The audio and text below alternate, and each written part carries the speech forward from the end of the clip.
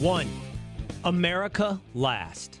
Ukraine, Israel, and then maybe, possibly, but probably not, the American southern border. America, always last. Two, Dr. Drew Pinsky today joins the Will Cain Show. And three, it's Super Bowl week. I don't know if we will rally and unify around Taylor Swift, but we might, for one night, rally and unify around Luke Combs and Tracy Chapman and Fast Car.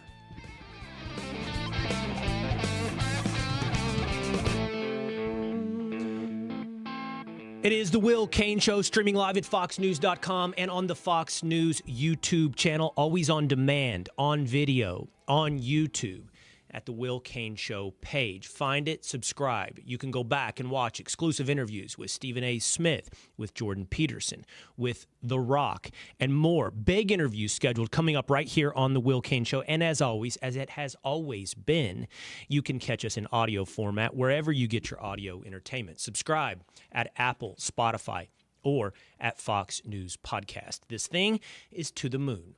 Our numbers climbing. And we want you to join here, this community on the Will Cain Show by subscribing at Will Cain Show on YouTube or to any of those podcast platforms. The revolution will not begin at TSA. This weekend on Fox and Friends, we talked about the growing use of facial recognition technology at the airport. I fully recognize not everyone is on an airplane as often as I am, but there's something about an airport that distills humanity and distills the interface we have with government bureaucracy, whether or not it's figuring out how to properly board a plane or to get through the increasingly stupid checks of TSA. My co-hosts Pete Hegseth and Rachel Campos Duffy seem to have found their Alamo. They seem to have found the line in the sand. They were William Barrett Travis. They drug their sword across the sand and said, over this line, I will not cross. That line is the facial recognition software at TSA checks at American airports. You've probably encountered it. You know, the normal standard operating procedure is you hand over your government-issued ID. They usually, sometimes, I can never figure out the protocol on when or when they do not want to see your boarding pass. Seems like everything they need to know now is filtered through your government ID. But that even seems to be taking a back seat now to please stand in front of the camera. And they take a picture of your face. It's odd when you step back and think about it. Why do you need my face? What database is that being stored? What's it being compared against? And it feels unnecessarily intrusive, as it would to a free man. And for my co-hosts, Rachel Campos Duffy and Pete Hegseth, again, this was the line in the stand. This is where they would begin the revolution. It's usually the case that on Sunday mornings, Hegseth and I meet and have a little breakfast at the airport before we both board our respective planes back across the country, back to Middle America. He made a pact, he thought I signed on, that today we would opt out. Apparently that's a possibility. You can say, no, I don't want to use facial recognition software. And then TSA will accommodate. They will call over a manager, but they will not force you to have your picture taken. He said, let's do it. Let's see how it works.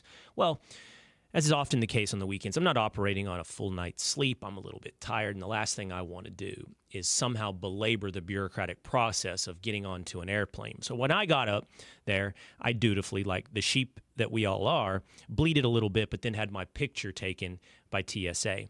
When we got to the lounge, the American Express Lounge, to enjoy our regularly scheduled French toast, he asked me if I opted out. I said, no, man, I'm too tired. Need to get on with my life. And of course, he was appalled that I didn't partake in the revolution.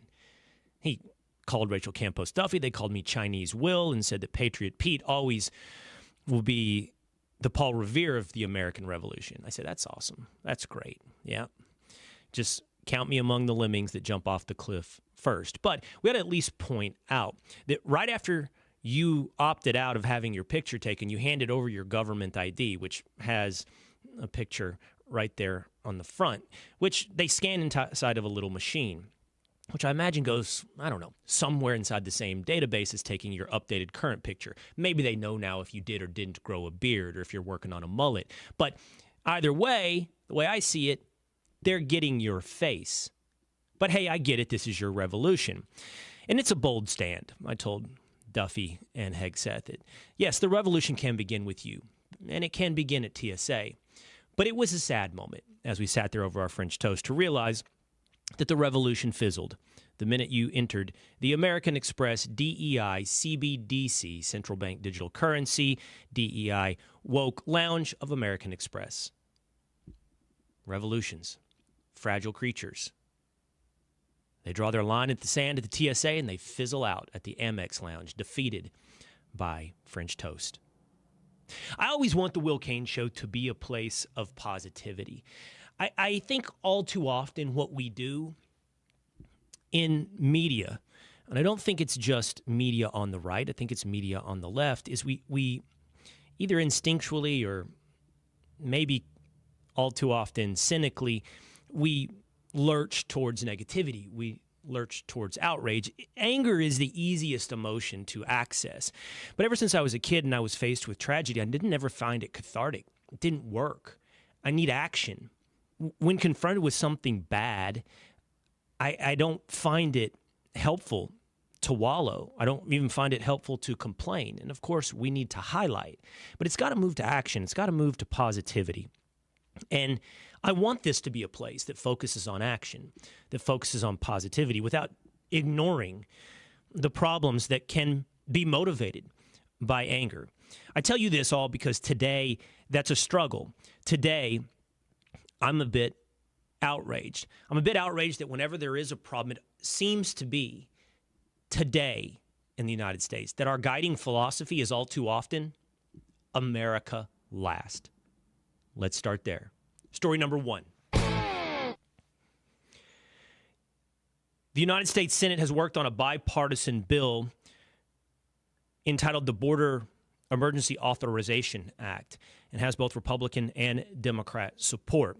It's $118 billion that ties together some changes in the policy at our southern border with foreign aid to Ukraine and to Israel, along with several other pieces of aid in there, for example, to the people of Gaza. As it stands, it's $60 billion to Ukraine, $14 to $17 billion to Israel, and $20 billion to border security. All told now, how much money we have committed to Ukraine exceeds well over $100 billion. We are far and away the biggest contributor. No European country comes close, not Germany, not the United Kingdom, to addressing Ukraine. No one comes as close as the United States. Entitled the Border Security Bill, the Border Emergency Authorization Act, it in effect allows for 5,000 encounters per day before new provisions kick in that are supposed to raise the bar for the asylum process and speed up the deportation, the detention, and processing of illegal immigrants claiming asylum. David Sachs, tech entrepreneur behind one of the men behind PayPal, pointed out that whenever Congress passes a bill, you can almost, you don't want to be reactionary, but you can almost be assured that the effect of the bill is the opposite of the title. The Inflation Reduction Act ends up in a trillions-dollar spending bill. And it seems on the surface that the Border Emergency Authorization Act, in effect, does the same, the opposite, allowing for 5,000 encounters. I, on an instinctual level, on the face of this bill, find it outrageous that in order to secure our southern border, we have to tie funding to foreign aid to Israel and Ukraine. But I want to steelman this process. I want to try to understand Oklahoma Senator James Langford, who has helped draft and guide this bill, Republican Oklahoma Senator James Langford. The arguments are such that we can more readily hold illegal immigrants in detention. We, as I said, can speed up the process for asylum claims. But we're speeding up the process from years to 6 months. And of course, if you claim asylum and you're given a notice to appear, you're given a court date 6 months down the road, an illegal immigrant, the term then is changed to migrant in the process of an asylum claim, can disappear into America. And as such, they, by the way, as part of this bill, get an expedited work permit in America. Langford has taken to defending the bill. I'm going to share with you some of the things that he said. He said all the 9/11 attackers on X were present in the U.S. illegally. We shouldn't wait until the next horrific terror attack to realize that our wide-open southern border is a national security risk, suggesting action is needed. Not all of that is true, by the way. The 9/11 hijackers entered this country legally, and 4 of them were beyond their visa expiration date, which, by the way, is not grounds for removal, but effectively makes you an illegal immigrant. The point is, when you release someone into the country under a pending court date or under a claim of amnesty, all too often, the line between legal and illegal is quickly crossed. Langford also defends the bill, saying you got to make a deal. I understand the necessity to make a deal. I understand that there's a Democrat president. I understand that there's a Democrat Senate. I understand that the nature of government is compromise. But tell me how this compromise, and I asked this of Senator Mark Wayne Mullen, who's scheduled to appear on this program in the coming week. I asked this of Senator James Langford. How is this allowing for 5,000 encounters? Many people are pointing out that's not admission, that's an encounters when they're encountered at the border. But the point we're making is an encounter turns into an admission when you're released into society with an asylum date, an asylum court date. You know the percentages that return for those court dates? It's paltry. It's tiny. Because the point isn't necessarily the legitimacy of the asylum claim. The point, when you see trains of people, when you see encampments at the southern border, when you see people coming from Africa, when you see people coming from Iran, when you see people coming from South America, when you see people coming from Venezuela, is less asylum and is more illegal immigration. I'm struck by the people that respond to this, and I don't want to get angry at random individuals on social media. I want to use them as what I think is an insight into maybe an all too common mindset. There was an individual on X, Sinead O'Rebellion, I'm sure that's his government name, his Christian name, responds to me when I said this bill represents America last. What are you missing from your life as a result of this legislation, Will? What am I missing from my life? I find it very fascinating that everything that seems to affect Americans is always dismissed as not a big deal. A crisis at the southern border, where we've seen numbers explode into the millions. By the way, 5,000 encounters a day would add up to 1.5 million in a year. A crisis at the southern border is dismissed as manufactured outrage. You know, a fentanyl and drug crisis that accompanies that illegal immigration is dismissed as a demand problem in the United States, and what we're dealing with is an intentional poisoning. Our crime crisis is described on the streets of New York, on the streets of Chicago, on the streets of Los Angeles, described as overblown. Trans athletes in sports. I told you last week I got a text from a friend from the left who said, all this focus on Leah Thomas, it's minuscule. The effect of trans athletes, it's minuscule. Yeah, because it doesn't affect you. You don't have a daughter competing against a man. The racialization of our society is hand-waved away as modern-day justice. Gender ideology in education is a freak-out and a book banning. It seems like the only thing that really registers, the only thing that we're allowed to think is a big deal are foreign wars. Again and again and again. War. Or the climate. That's a big deal. Presuming with all of our arrogance that we can control the world's thermostat. That's a big deal. Oh, the threat to democracy. Donald Trump. That's a big deal. Everything that deals actually in the power dynamics of politics is what we're told is actually a big deal. But the things that affect Americans, your job, crime, your family, your national security, no. The lives of Americans, no. That's not a big deal. I think it's about time that we can come to grips that we are placing Americans last, and that a unifying ideology for this country, left, right, Republican, Democrat, should be, morally, America first. Story number 2.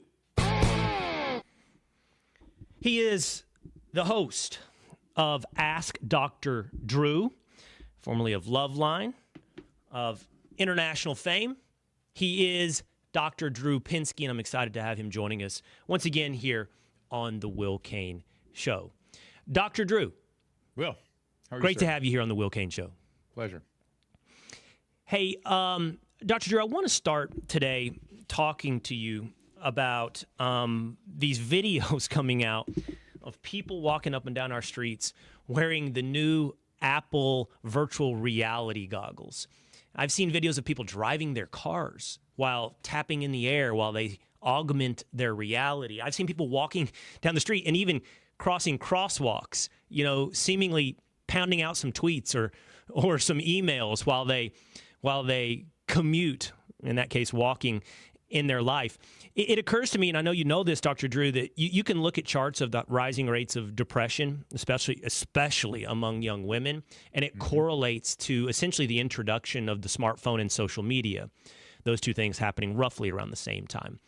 Direct correlation of living life virtually and comparatively as opposed to reality, and the rising rates of problems in mental health. What do you think about now augmenting our reality with these Apple VR goggles? Well, I doubt it's going to move things in the right direction, right? Obviously, this is a concern to everyone. Underlying all of it is the fundamental issue of disconnect. Humans have evolved to require bodies in space, people next to each other, in connection, in order to develop a sense of self, in order to develop a landscape of emotional regulation, in order to find meaning, in order to live a good life, which is something that people have lost track of completely in this country.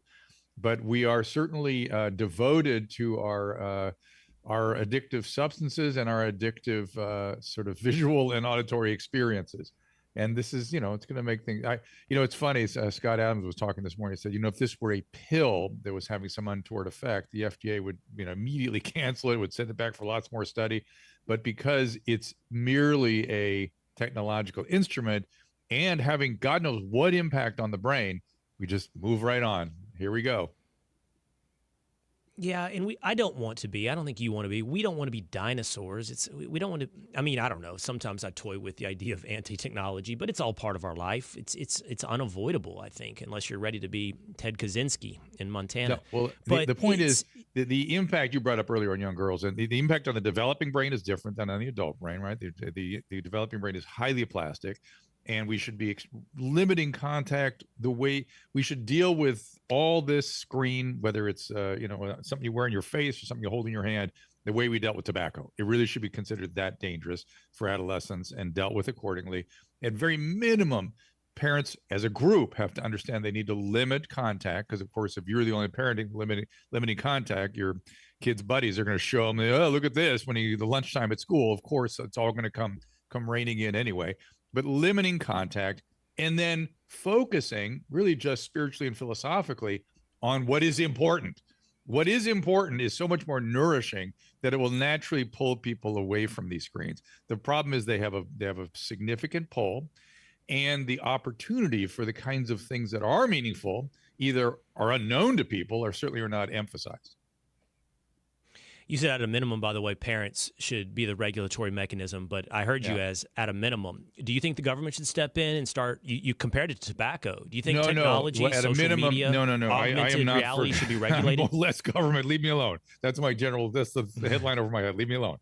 But at a minimum, I was saying at a minimum, limited to 2 hours. Obviously, the reason I framed it as such is you're not going to limit tobacco to 2 hours a day, right? If at minimum limit 2 hours a day, but eliminate it entirely. If you as a parent group decide that's the appropriate thing, fine, do so. But at minimum, limit it to a very narrow period of time. But you don't think it should be the subject of regulation for children? I have not really thought it. My general position is stop. No. No, the government is never going to make things better on anything. I can't think of anything that the government makes better. So I'm not imagining they would come up with some magical solution here that will make things better. So I'm generally no, stop. It's on us. It's parents. Oh, here he goes. Will's on his phone. Watch out. Well, I wanted to Can pull you up a concentrate? tweet. Can you hear me when I talk to you? I wanted to pull up a tweet that I saw about something you had said recently. It ties into what you were just saying. I do have the capability. I'm very special in this way of listening and also preparing. Wait till your brain gets older. It's that a curiosity tends to go away. Follow-up to what you're talking about. No, you were talking to Dave Rubin, and you were talking about you talking about your philosophy, basically, of more or less government is always better. You were talking to Dave Rubin about, I hate to, these terms all get so loaded as we move along and they make their way into the zeitgeist, but basically of you becoming red-pilled. In essence, that you do not trust anything from the legacy media anyway. Is this a new place for you, this like skepticism of government and media? Yeah, I mean, it took a while to get me there. I mean, to the degree, I've had such varied experiences. Like, for instance, I was on CNN HLN for years, almost a decade, and no one ever told me what I needed to say at HLN. Me and my producers, we did our thing. We produced stuff, and we thought we were doing the right thing. And we, when the audience respond, we certainly went in that direction. And so we ended up doing a lot of Casey Anthony and Jodi Arias and things like that back in the day. But no one was ever telling us what to do. Then I had an experience where I used to do John Lemon's show almost every night, and I was talking about Trump and his personality and some of his hypomania, and then I started talking about other presidents that have the same thing. And I was saying, be very careful when you pass judgment using all these slogans and psychiatric terminology, because some of our greatest presidents have had some serious liabilities psychiatrically, but they've been great leaders and great presidents. And the next morning, my radio director says, "Hey, that was great. Could you do 30 seconds on that for our radio show?" And I go, "Yeah." And I did it for our website. And he goes, we have to balance, could you do 30 seconds on Hillary? I go, yeah, the fact is they released her medical records this morning and her medical care is atrocious. There's really some serious problems. So I addressed each of the problems with her medical care. Next day, Drudge reports, finally a physician says she's not suitable for office, which is not what I said. Of course, things that go viral are never what you said. That's one of the lessons about social media. It's never what you say. It's always what somebody said you said. So that was one of my, experiences with that. And 2 months before, I had met with the CNN brass, wonderful people. I mean, really, I would go to the mat for most of those guys. Ken Johns, guys like that. They're great managers, great professionals. And he told me that the show would be canceled 2 months before that episode, but they kept it going. And the cancel date was a week later after this whole dust up on Hillary. So now for eternity, it goes down as Drew was canceled because he said something about Hillary, which what I said about Hillary was not what I said about Hillary. And the cancellation had nothing to do with that whole thing. It's out. This is media. So, and God forbid, Will, you must have had this. Somebody in print writes a story about you. How often do they get half of it right? Never. Never. It's always outer space what they report. And so you have enough of those experiences and you start thinking, oh, maybe they're just always like that on everything. And that's the fact. That's the truth. Well, my experience is similar to yours. And I have spent a great amount of my career in quote unquote mainstream media. I need to own that with the audience. I mean, I had worked at CNN as a contributor. I was at ESPN. I'm now at Fox.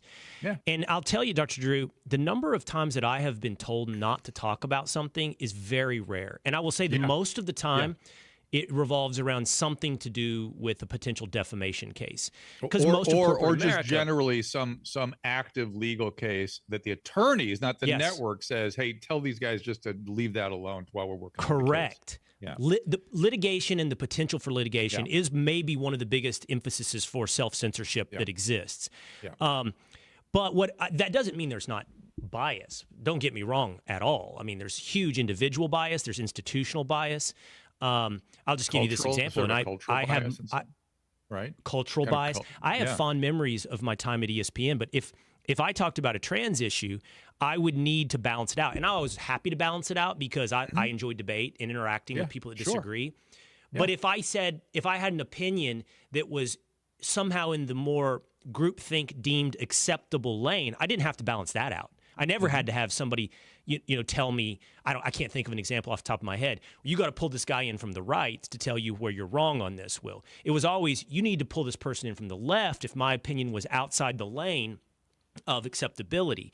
That's where manipulation came in, but it was very rarely, hey, do not talk about this. Yeah. Yeah. No, I'm with you. And yet the reporting, I wonder, I always wondered how it got so distorted, so wrong. Like, in other words, is it at the producer level? I mean, where it, because, as you and I both know, a lot of the producers are like 25-year-olds just out of school and smart, eager beavers, but they're sort of selecting the stories and they have their own sort of world they live in. And I remember once I went to a opioid summit at the White House, and it was a great day. I mean, it was incredible. All these cabinet level officials came in and presented what they were going to do. This was during the pharmaceutical disaster, and I've been fighting it for years and years. And Jeff Sessions, God bless him, came in and said, I see what's going on here. I can fix this. You watch it. 6 months, I'm going to turn this thing around. And damn it, he did. At the end of that day, a lot of interesting data was presented. A lot of interesting people spoke. At the end of the day, unexpectedly, Trump marched in and just started talking the way he does. And he goes, and I noticed the room filled with reporters as he walked in. There maybe 10 times more than there were during the day. And he said, and towards the end of his comment, he goes, glad you guys are working on this. Keep going. I don't know, some countries, they make the dealers pay the ultimate price. I don't know if we should do that or not, but, I'm glad you guys are thinking about everything. So next day, this entire day of extraordinary presentations, not one media outlet reported anything at all, except a headline: Trump says drug dealers should be killed. That's it. That was the entire day. And I thought, really? I can't believe anything that comes out of this building. This is ridiculous. So again and again and again, I see it, and where it's coming from. There's no mustache twirling, Snidely Whiplash in the background, but there is something going on where the press has been so severely adulterated that we have to kind of look elsewhere, because you can't rely on what they're telling us.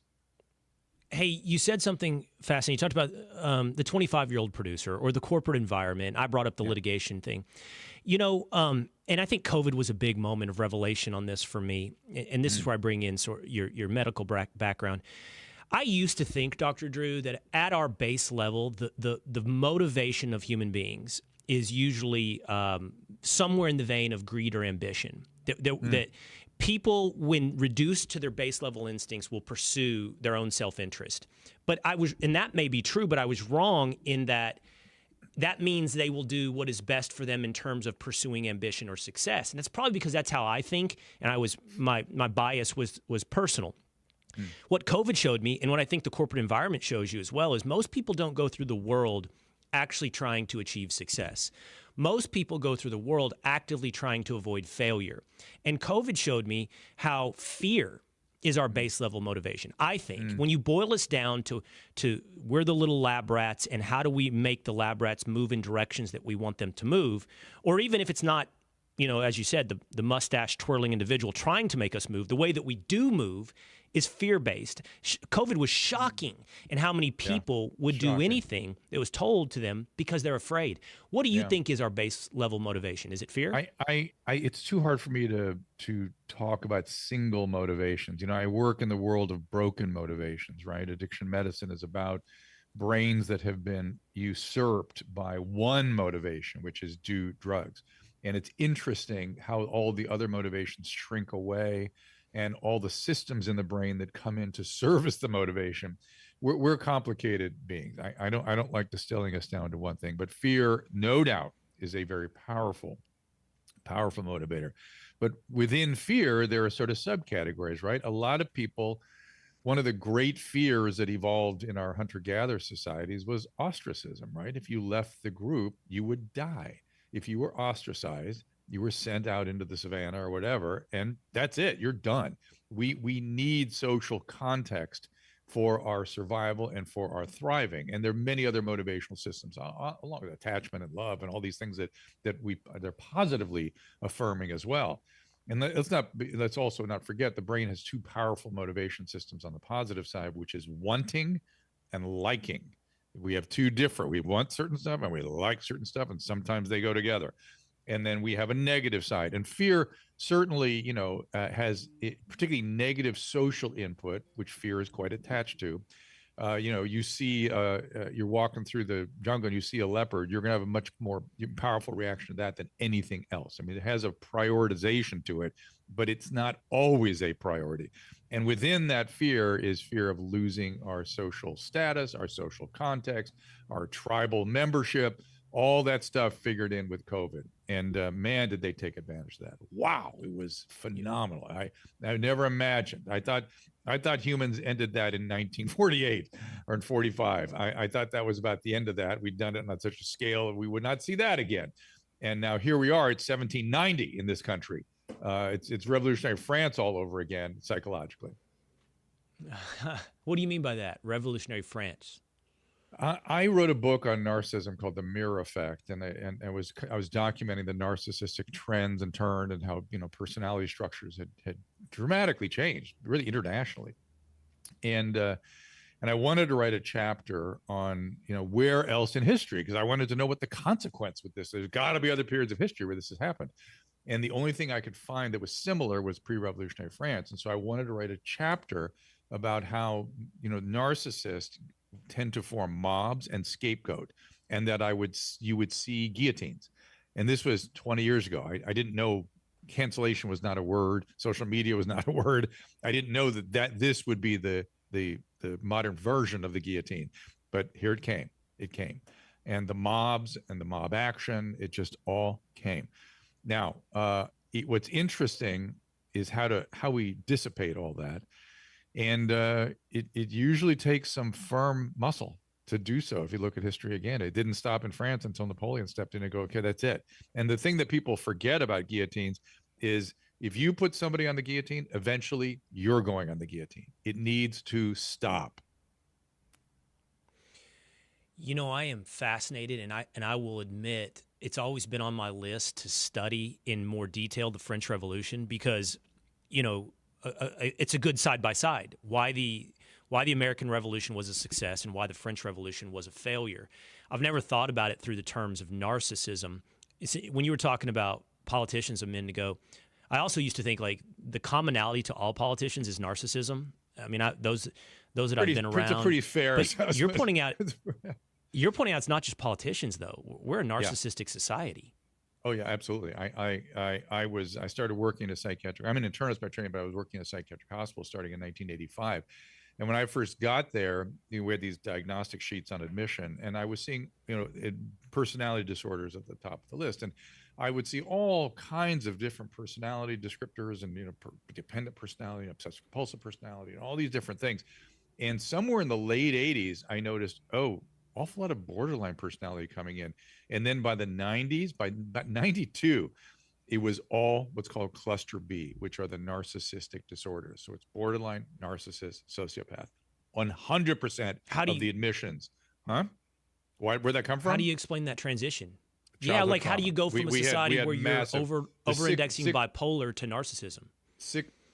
Wait, say that again? No, it wasn't bipolar. It was all sorts of disorders, then borderline, which is borderline. A cluster B disorder, and then only cluster B disorders. And we had a pandemic of destroyed families and severe childhood trauma in the 60s and 70s. You weren't around for this, but the 70s was perpetrated on children.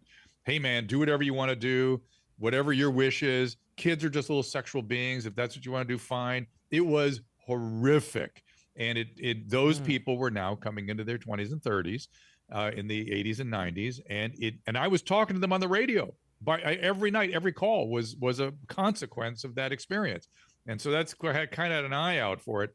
And that continued for 20 years. 20 years, that's all we heard. Childhood trauma. And finally, my profession, acknowledge, it looks like, adverse childhood experiences, the ACE scale. Oh my goodness, it turns out adverse childhood experiences cause psychiatric illness and affect people's overall health. Huh, shocking. Oh my God. No kidding. Fascinating. So you point to the destruction, in part, destruction of the family, but just how we started to treat children as this transition that led to this epidemic of narcissism. I'm going to follow this curiosity. It's something I thought about asking you. And Will, I want to shout you real quick. You talked about the French. The French, during the pre-revolutionary period, brutal to kids.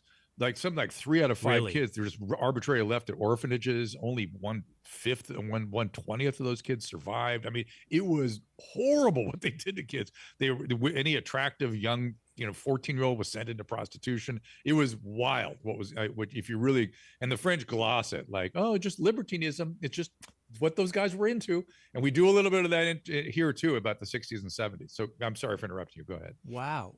I would have to think, Dr. Drew, that we're even doing it at a greater scale now than the 60s or 70s. I mean, we're pretty libertine at this moment in our country. It's different. Yeah, having lived through both, that was different. People are much more disconnected and isolated. I think the screens may be preventing from some of that stuff. Who knows? But it's much. I occasionally see people say, "Well, I want to bring back the free love of the '70s," and I think, "Oh no, you don't." By the way, that was all perpetrated by adults with no understanding that adolescents and young adults would follow suit. That's how I got involved with radio. I was 24 years old, and it was considered bizarre to talk to a 17-year-old about AIDS, because why would they need to know about that? Think about that. That was 1984. Yeah. What did Napoleon do? You said Napoleon comes in and puts a stop to this. It's a coup. At the moment of the French Revolution, military coup, essentially. You're talking about. At the moment of the French Revolution, you're talking about a society that's already gone through that libertine moment. It's now got a population of narcissists all coalescing into mobs and guillotines. And then you said it stopped with Napoleon. Why? A military coup. And then, of course, he took all that unregulated. Narcissists have a lot of unregulated aggression. And one place to focus it is in the military. You can take them all into the military and then focus on a common enemy. Scapegoating is the mechanism that narcissists use collectively to manage their aggression, their anger. Scapegoating is a terribly pathological thing, and when we are deep in Napoleon's military expansionism, his goals brought all of this. You're telling me brought all of this narcissistic society that was turning in on itself and focused it and channeled it outwards in a way that serviced Napoleon. It's a pretty bold statement. I've never really said it quite that clearly. It's pretty bold, and it's weird to me. You got to remember, Napoleon was Italian. It's Napoleone Bonaparte was his actual name. He didn't speak French when he got to the military academies in France. He was Corsican, Italian. And I wonder that maybe he was able to perceive things differently because he came from outside that culture. It's kind of interesting to think about that. But stuff like that, it's worth, look, Will, it's worth your time to study these things, because we are woefully absent on the historical, those that fail to study history are doomed to repeat it. We just seem to ignore that. And it is history does not repeat itself, but it certainly has echoes. It certainly kind of goes in some sort of, you can learn something from the past, that's for sure, because it's all about human beings after all. Here was the point of sort of personal curiosity that I wanted to follow with on this conversation. Anyone who's interested, and look, I'm not going to belabor the personal sides of these things, but anyone who's interested in children, and whatever it be, adoption or foster care, there is a conversation that is always had about, well, what trauma has this kid experienced and what can be fixed? I had an interesting conversation recently that I thought I want to ask Dr. Drew about this. I had never heard of RAD. Are you familiar with RAD? Oh, I've seen it, treated it, dealt with it. We had at the psych hospital, we had lots of that with the Romanian orphans coming over. I don't know if you remember, but Ceausescu had tell me if boxes essentially, being treated with machines essentially, or one nurse for 30 kids, and those kids were horrible. So tell me if I characterize this correctly, but a person can be fairly resilient and overcome trauma, provided that trauma happens at a stage of life where they can reconcile with it. And the theory is it's the first 6 months of life, actually, 0 to 6 months, where trauma or neglect or abuse becomes insurmountable. And that a child who has dealt with that in their first 6 months, and I hate to say it this way, but cannot be fixed. They can't form normal human empathetic relationships. Everything becomes somewhat transactional. It's a lot of the characteristics of, sounds like to me, I'm no psychiatrist, of a sociopath, but it's sad to think whatever happens in those first 6 months, if this is accurate, and I turn to you, is not capable of being fixed. Well, everything in medicine is not always a never, right? But that phenomenon of extreme deprivation, particularly the first 6 months, first 5 years, if it goes long enough, it doesn't. Even the first 6 months are good. If you have it the rest of the way in the first 5 years, you can end up with the same thing. And I think the more gentle way of saying it is, there's only so much you can do. And some of them are really not retrievable. And it's closer to psychopathy and not sociopathy. In other words, other people don't really exist to them. At least their minds don't have contents in any meaningful way, certainly not emotionally. Sociopaths at least understand that minds have content, but you're there to serve them, to be manipulated by them. But psychopaths, emotions don't really exist. And that's part of what gets lost in that attachment disorder. All right, back to your distrust, your growing distrust, or your developed distrust of mainstream media. I know you also have said this as well, that a big part of that was Robert F. Kennedy Jr. Well, people ask, Michael Malice, I think, was the first one to ask me, what was the moment? When people ask you on our interview show, you have to come up with a moment. It may not be exactly the moment, but it's the one that comes to mind. It's like a Rorschach test. And what came to mind for me was this interview I had with RFK Jr., which a friend of mine set up. Dr. Kelly Victory set it up, and I really didn't know what his deal was. I'd heard all this, he's a vaccine, blah blah blah, and I thought, how am I going to find any common ground with this guy?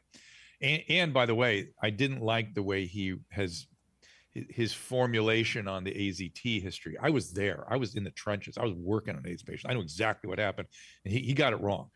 Not entirely wrong, by the way, but wrong in my opinion. And he and I fought about that during this first interview. And then he started talking about, what he wanted for vaccines and for vaccine research. And I thought, well, that's reasonable. That's not at all what I thought this was going to be. So first aha was like, oh, of course, the people were saying he said something he didn't say. There we go again. It's never what you actually say. It's always some cartoon version of who you actually are. So that was the first moment for me. But what really stayed with me was at the end of the interview, he goes, Drew, you are really courageous to speak to me. And I was like, great. To have a conversation with another adult professional in public requires courage. He goes, oh, you wait and see. You're going to see it. This requires courage. I was so gobsmacked that meets furious about that. I thought, well, no one's going to tell me who I can talk to in public. This is ridiculous. And then I got assailed by you're platforming people. That is McCarthyism writ loud.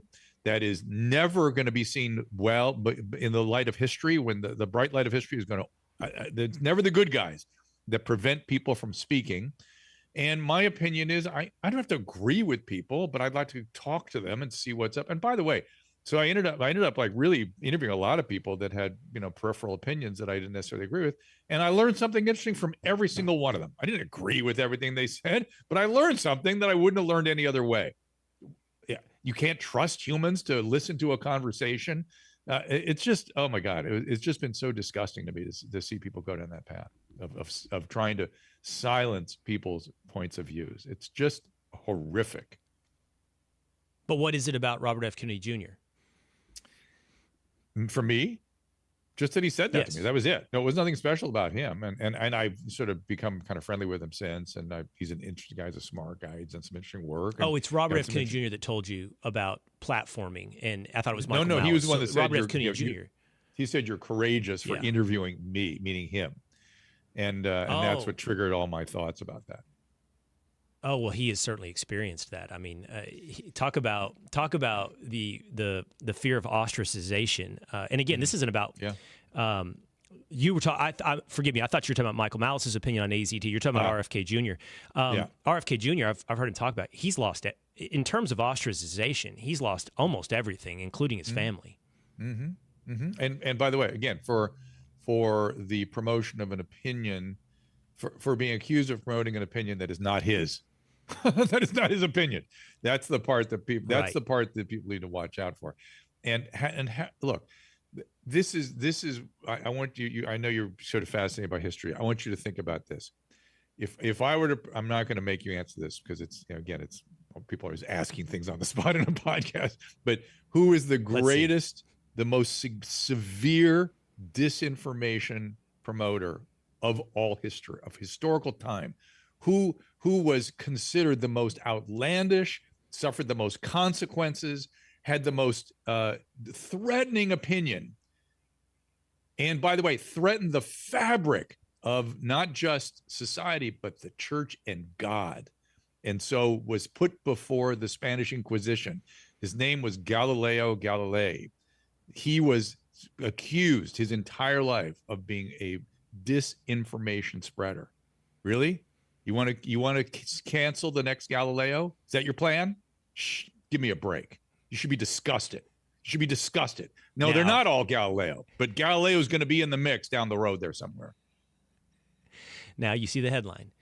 Dr. Drew compares RFK Jr. to Galileo. No, he's going to say compare myself to it or something. It's going to be something. It has to go toward denigrating you're the me Galileo. And you don't worry, you'll get caught in the crossfire. So. Don't you dare silence me. I very well could be Galileo. Back to narcissism. Let's bring this full circle now with the Apple VR. And Elon Musk is pioneering Neuralink. So it's like the Apple VR and our detachment from reality. Yeah. It's a subway stop on this train headed to who knows where. I mean, this thing's going to be implanted into our brains, and we have no. It's interesting. You could argue, what is shared reality? I have been a big believer in objectivism, objective reality. I do increasingly understand people live through perception. People live in different realities. So I don't know how big of a leap that it's going to be, but we are definitely going to crystallize this idea, Neuralink, Apple goggles, that we all are in separate realities. So I would have been 5 years ago, if you said this to me, I would go, Will, stop being hysterical. Well, it's going to be good for people with neurological disorders. You're so fearful of tech. Don't be so afraid. And then COVID, and all the sort of realizations of how far our government can go and people can go. And now I'm scared. Now I'm with you. I don't know where this is going to go. I have concerns about it. Now, I actually have two more serious concerns. One is, this is the part that people do not know, and Elon Musk doesn't seem to understand. And we'll see if this is true or not. But in my experience, if you do so much as put a hole in a skull, like put a burr hole in it, you risk changing who the person is. Their personality changes, their mood changes. There are profound consequences. Forget putting a knife into the brain, just putting a burr hole in the brain. And if you're now going to lay a piece of plastic on top of that, you're killing thousands of cells that we have no idea what the full impact of that's going to be on who the person is. This is the same thing with hallucinogenics and stuff too. And although I'm a fan of them therapeutics down the road, but it's risking changing who somebody is, and the ethics of changing the foundation of the person, because you give them a chemical or put something on their head. I mean, there has to be a profound risk-reward consideration in doing so. And let's remind ourselves, these plastic instruments in the brain, they wear out, have to be replaced every so often. And that's going to kill another God knows how many cells. So the profound neurological consequences of this have yet to be worked out. Now, if it's to make it so you don't have a neurodegenerative process, or it somehow impacts ALS or, spinal cord injuries or something, well, maybe it's worth it now. But for an average person, oh, no. I really worry about this. I think it is a very wise, and I have come to appreciate that word, smart, less meaningful to me, wise, more meaningful as I grow older. I think it's very wise to say, well, we need to consider.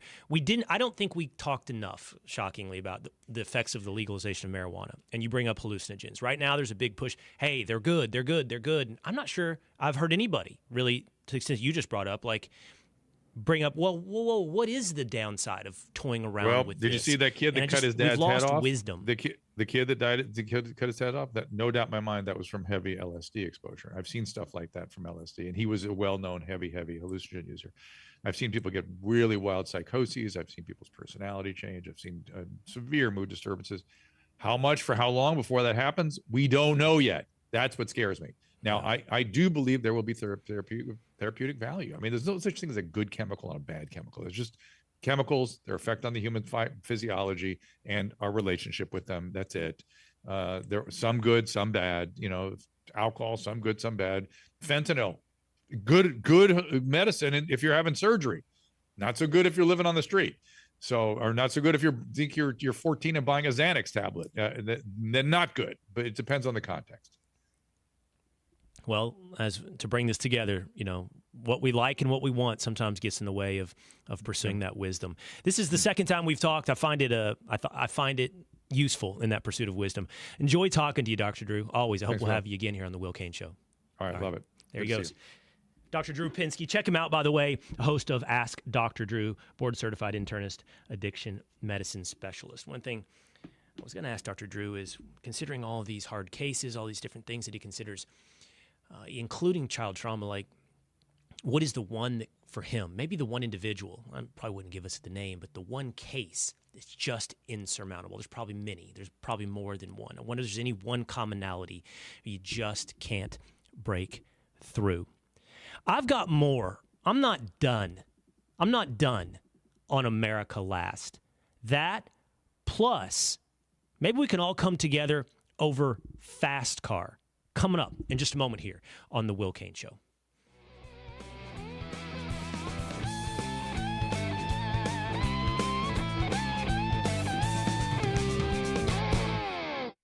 I'm Dana Perino, co-host of The Five and co-anchor of America's Newsroom. Join me for my brand new podcast, Perino on Politics. Listeners of Everything Will Be Okay will gravitate toward this podcast too. Every Monday, I'm going to talk to people I trust in politics as they tell me what they're seeing and thinking in the 2024 election cycle. As they prep me to cover the upcoming election, they'll prep you, the voters, too. Make sure you subscribe to this series on foxnewspodcast.com or wherever you download podcasts and leave a rating and review. Start the NASCAR season with a bang. Invite a bunch of friends, then fill the Daytona infield like a rock concert. Mix in Grand Marshal Dwayne Johnson and turn him loose. A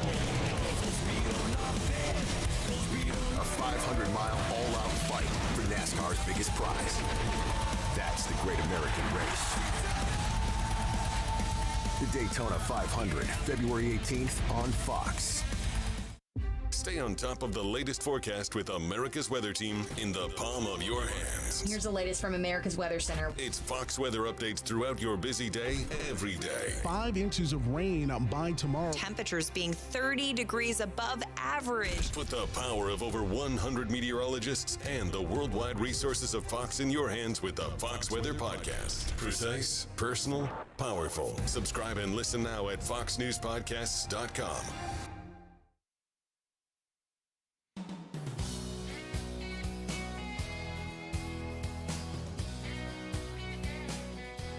It's a big deal what happens to Americans, and that should mean America first. It's the Will Cain Show, streaming live at foxnews.com and on the Fox News YouTube channel. Subscribe to the Will Cain Show on YouTube. You'll be able to see that interview we just concluded with Dr. Drew Pinsky and many others, including other interviews coming up this week, like Matt Taibbi and my co-host of Fox and Friends Weekend, Rachel Campos Duffy. Also subscribe at Apple, Spotify, or at Fox News Podcasts. It's a $118 billion bill, the Border Emergency Authorization Act, with $60 billion of it going to Ukraine. Another $14 to $17 billion going to Israel. Congressman Chip Roy, who was on our show just last week, in response to that, tweeted out, "I stand with Israel, and I support Israel's right and righteousness in destroying Hamas. But when we're running a $2 trillion deficit and there's no offsets in this bill, how can we literally afford not to deal with our problems while running in the red at $17 billion in foreign aid to Israel?" Thomas Massey, for example, as well, Congressman, said, the Speaker just announced that next week, this is separate from the border bill, the Speaker just announced that next week the House will vote on a clean bill to send $14.3 billion to Israel. Massey says, Israel has a lower debt-to-GDP ratio than the United States. This spending package has no offsets, so it will increase our debt by $14.3 billion plus interest. Now, in response to Massey saying this, writer for editor for Commentary, John Podhoretz said, "Of course you're a no, you disingenuous piece of anti-Semitic filth. No substance, no response of worth, just the ad hominem attack of calling Massey an anti-Semite. Because he would dare to concern himself over the trillions of dollars in debt and deficit that this country has rung up, that is quite simply unsustainable and a threat to our future, a threat to our national security." Last week, right here on the Will Cain Show, Senator Rand Paul marked it as the number one concern, the number one potential for a black swan event that we're already bankrupt, but that destroys the value of our currency. Running these types of deficits, printing this kind of money, issuing this kind of spending. But if you ever prioritize Americans and our future, you're met with anti-Semite. You're met with isolationist. You're met with nationalist. You're not met with any semblance of a moral hierarchy and priority of, you know what we should think about? The government of the United States of America, elected by the citizens of the United States of America, that they should consider America first. You know, this week there was a story where the state of Washington diverted $340 million in federal COVID funds to illegal immigrants. It's $1,000 checks they're issuing to illegal immigrants out of the COVID relief fund from the feds marked to the state of Washington. In New York, they're issuing $53 million worth of credit cards to illegal immigrants. This provoked a response from rapper 50 Cent saying, "Make it make sense, Mayor Eric Adams." In California, if you're an illegal immigrant, and this has long been the case now, you get free tuition to college. Now, I just want to ask you, when you consider all of that, and who knows how many thousands of dollars in NGO money, which is a reapportionment of government spending as well, is diverted to illegal immigrants. When you position all of that against $700 checks to the citizens of Lahaina, Maui, Hawaii, who had their city burned to the ground, nothing, distraught, living in hotels, living in back houses with family if they are so lucky. Their city's still not smoldering, but ashes. Quick update on that. They've begun the cleanup process. They have a dump for the toxic waste, which is a necessary place to identify in order to begin the rebuilding process. But this will drag out for years. So you're talking about 5 years, easy. That's an aggressive timeline before anybody can really begin. Maybe the rebuild starts a year or two earlier than that, but before anybody lives again in Lahaina. And in the meantime, what happens to all of those people? Essentially homeless, essentially scattered to the wind. They move away. You lose the local population in Lahaina. And the government's response to that is $700 checks versus $1,000 checks to illegal immigrants in Washington versus $53 million in credit cards to illegal immigrants in New York. Now, I ask you, is that a proper moral hierarchy? Is it a proper response to say, hey, you're focusing on illegal immigrants. Hey, you're focusing on foreign aid to Israel. Hey, you're focusing on Ukraine. Is it a proper response to say, how dare you point that out? Anti-Semite. How dare you point that out? You xenophobic American. Why is it controversial? Why is it not a proper moral hierarchy to say the point of the United States government is to serve the interests of America? I do want this show to always be a place of bright light, and I want to find solutions and positivity. But I find it outrageous how many times, over and over, and I think once again, and I want to be fair, I want to steel man, not straw man. You know, I don't want to create the weakest opponent. I want to create the strongest opponent so that we can see where are the weaknesses, and perhaps there are none. I want to give a fair shake to, well, this border bill, 5,000 encounters, speed up the processing. How is it actually all we can accomplish in serving America first? It's Super Bowl week.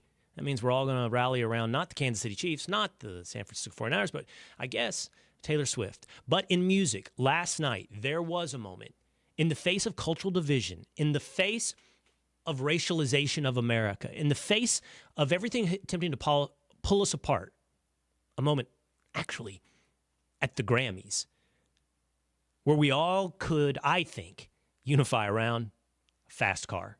That's coming up next on The Will Cain Show.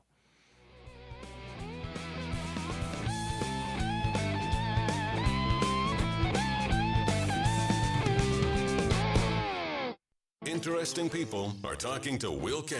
I said, what do I call you? I call you Dwayne, I call you The Rock. He said, now that I own it, I can call you The Rock. Yes, I own it now. You can call me The Rock. Our next guest needs no introduction. It is Dr. Jordan Peters, my old friend and frenemy, Stephen A. Smith. What is going on here? I see the Will Cain Show in the background. I see the microphone. Watch it live at noon Eastern, Monday through Thursday on foxnews.com. And get the podcast 5 days a week at foxnewspodcasts.com or wherever you download your favorite podcasts. Fox Weather. We are definitely in the beginning of blizzard conditions. Weathering it together. From bone-chilling cold to sketchy snow. With Winter Storm HQ. The winds have whipped. When winter storms strike. These Arctic blasts now threatening the Northeast. There's only one team you can count on. We're expecting multiple days of snow. When it's cold outside. Big snow developing across the four corners. Fox Weather turns up the heat. What a storm. Fox Weather is Winter Storm HQ. Interesting people are talking to Will Cain. I said, what do I call you? I call you Dwayne, I call you The Rock. He said, now that I own it, I can call you The Rock. Yes, I own it now. You can call me The Rock. Our next guest needs no introduction. It is Dr. Jordan Peters, my old friend and frenemy, Stephen A. Smith. What is going on here? I see the Will Cain Show in the background. I see the microphone. Watch it live at noon Eastern, Monday through Thursday on foxnews.com. And get the podcast 5 days a week at foxnewspodcasts.com or wherever you download your favorite podcasts.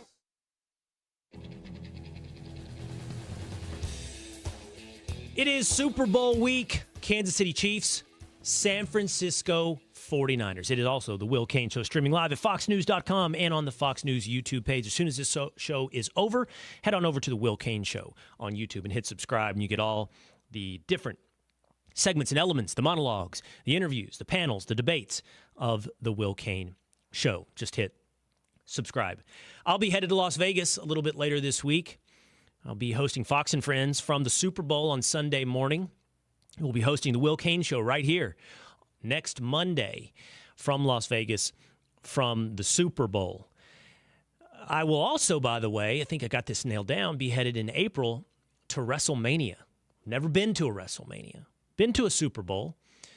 Never been to a WrestleMania. It's supposed to be a big event. I don't know if you saw the news, but MetLife Stadium in New Jersey has been awarded the final for the 2026 World Cup.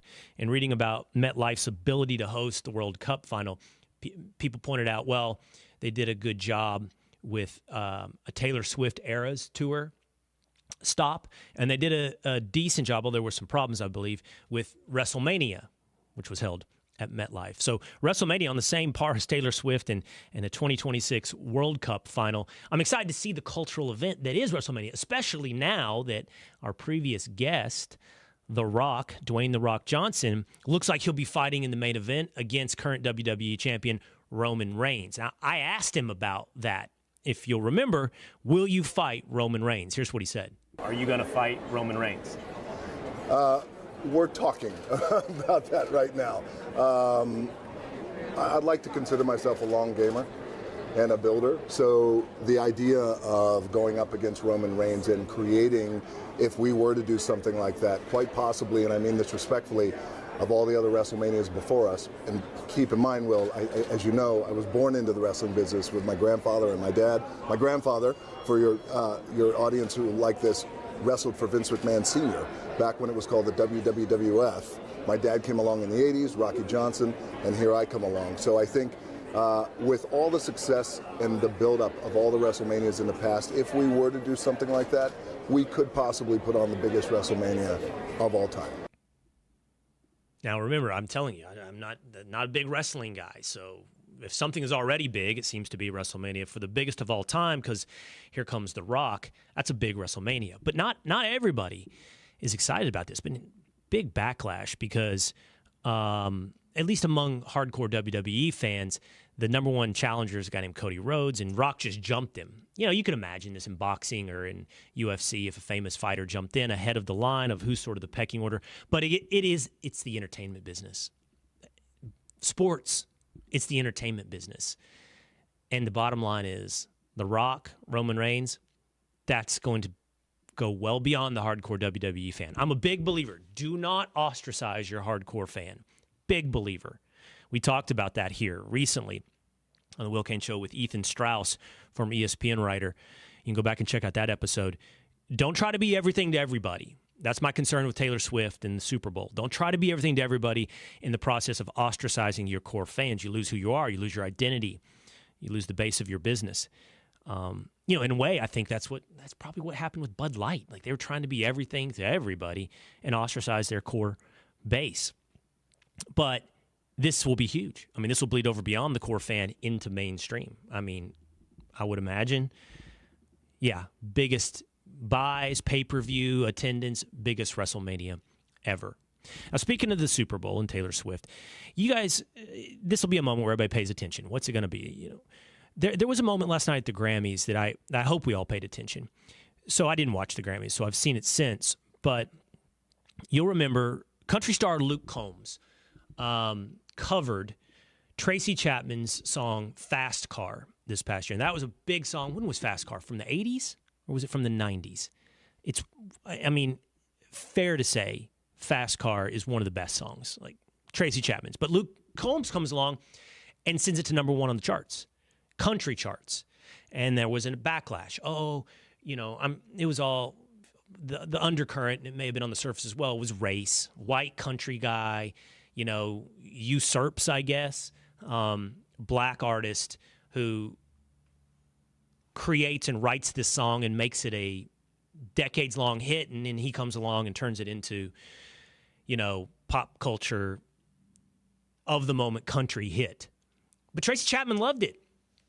She has said, hey, I never thought I'd be on the number one as a songwriter on the country charts. And Luke Combs' version is good. It's really good. I like Luke Combs. It's not as good as Tracy Chapman. That's fine. I usually like originals over covers. I like Old Crow Medicine Show's Wagon Wheel, which I actually think there's an older version of that. I like that more than Darius Rucker's. I sort of like originals. But amidst all that, now they wrote articles about it in the New York Times and everything. Last night at the Grammys, Luke Combs and Tracy Chapman came out together and sang a duet of Fast Car. And it was awesome. The song's awesome. Tracy Chapman's part is awesome. Luke Combs' part is awesome. Their faces, both of them smiling. Tracy Chapman happy. Luke Combs almost reverent of Tracy Chapman. It was an awesome moment that just, to me, such a rebuke to those that would look to divide us at every opportunity on race, on culture, on everything. Look to divide, talk about a cultural appropriation, force everything into the prism of race, when it is simply a song, a great song, and two great artists with a great moment at the Grammys. Go check out that duet of Fast Car from last night. That's going to do it for me today here on the Will Cain Show. Tomorrow we have Matt Taibbi. Later this week, former NFL player and sports commentator Marcellus Wiley. We've got Rachel Campos Duffy. Don't miss an episode of the Will Cain Show this week, 12 Eastern Time. FoxNews.com, Fox YouTube, at the Will Cain Show on YouTube, and at Apple, Spotify, or at Fox News Podcast. I'll see you again next time.